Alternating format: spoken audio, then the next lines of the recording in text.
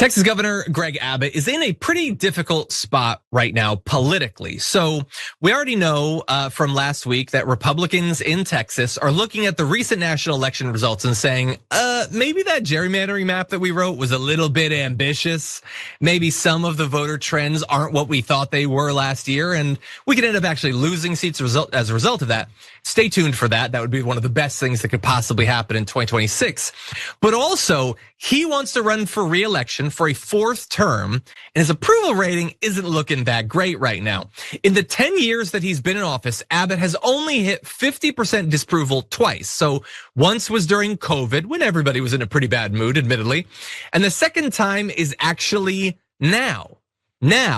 At his record highest disapproval, that's when he's launching his re-election bid for that fourth term. And he's choosing some policies to focus on that might be popular among some Texas Republicans. I don't know about most Texas people though.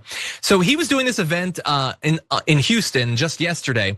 He said voters should have the power to decide whether to eliminate property taxes that fund public schools.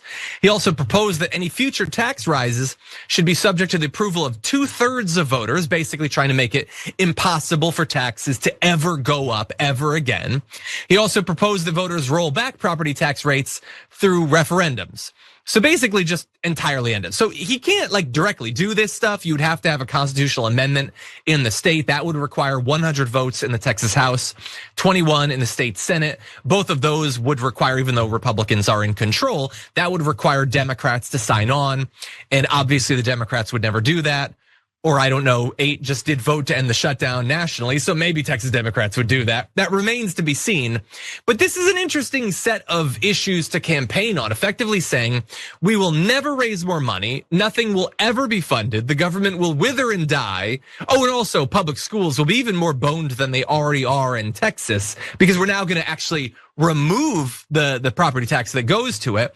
All of this, JR, seems like a continuance of their plot over years and years to kill public schools, put all that money directly into charter schools.